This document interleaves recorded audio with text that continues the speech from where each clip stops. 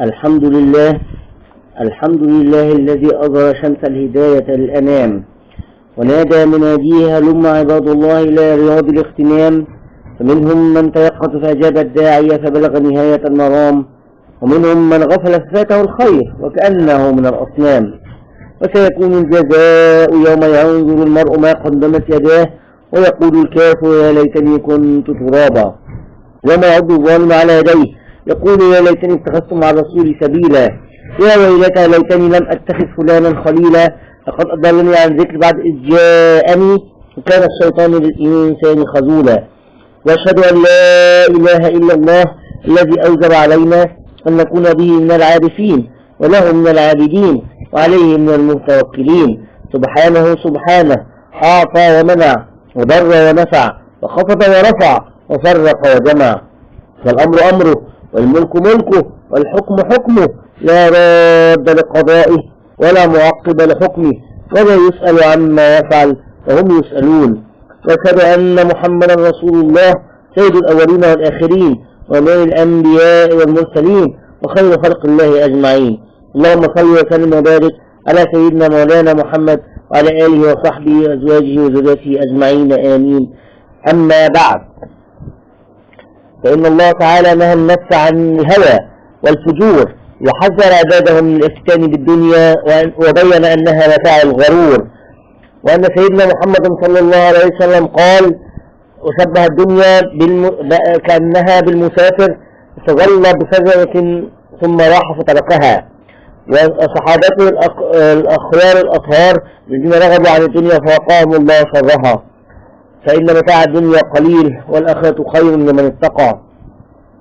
أيها الناس، وحذركم الدنيا فإنها حلوة خضراء، حفت بالشهوات، وتحببت بالعاجلة، وأمرت بالآمال، وتحلت بالأماني، وزينت بالغرور. غدارة ضرارة، حائلة زائلة بائدة، كما قال الله تعالى واضرب لهم مثل الحياة الدنيا كماء أنزلناه من السماء فاختلط به نبات الأرض فأصبح هشيما تذروه الرياح، وكان الله على كل شيء مقتدرا. أيها المسلمون، النظر إلى الدنيا بعين البصيرة أيقن أن نعيمها ابتلاء وصفوها قدر، والناس فيها طائفتان: طائفة فطماء علموا أنها ظل زائل ونعيم حائل، ففهموا أنها نعم في طيها نقم، وعرفوا أن هذه الحياة الثانية إنما هي طريق إلى الحياة الباقية، ففعلوا منها باليسير وقنعوا فيها بالقليل، فاستراحت قلوبهم وأبدانهم، وسيم لهم فيها دينهم، فلم تشغلهم دنياهم عن طاعة مولاهم. وجعلوا النفس الأخير وما وراءه نصب عينهم، فسألوا أنفسهم ما الذي يبقى معهم منها في قبورهم، أدركوا كل هذا فتأهبوا للسفر، وعدوا الجواب للحساب، وقدموا الزاد للمعاد، وخير الزاد التقوى. فطوبى لهم خافوا فأمنوا، وأحسنوا ففازوا، وعملوا فسلموا.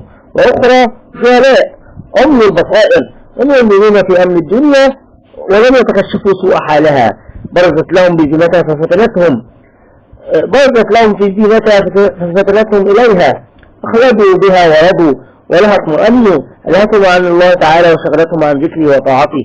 حق عليهم قول الله تعالى نسوا الله فأنساهم أنفسهم أولئك هم الفاسقون. نعم إنهم نسوا أمر الله وأهملوا حقوقه، ولم يراعوا واجب أمره ونواهيه حق رعايتها فأنساهم أنفسهم. فيرون يوم القيامة من الأهوال ما ينسيهم أرواحهم ويجعلهم حيارى جاهلين، يوم تجرم كل مرضعة عما أرضعت، وترى كل ذات حمل حملها، وترى الناس سكارى وما هم سكارى ولكن عذاب الله شديد. أيها المسلمون، إن الله تعالى إنما أعطاكم الدنيا لتطلبوا بها الآخرة، ولم يعطيكم إياها لتركنوا إليها. إن الدنيا تفنى والآخرة تبقى، فأثروا ما يبقى على ما يفنى، فإن الدنيا منقطعة وإن المصير إلى الله، وليجزي الذين أساءوا بما عملوا وليجزي الذين أحسنوا بالحسنى. ألا وإن الدنيا طويت على الغرور فلا تغرنكم الحياة الدنيا ولا غرنكم بالله الغرور، فاعتبروا من مضى ثم زدوا ولا تغفلوا، فإن الموت لا يغفل عنكم. أي أن الدنيا وإخوانها الذين عمروها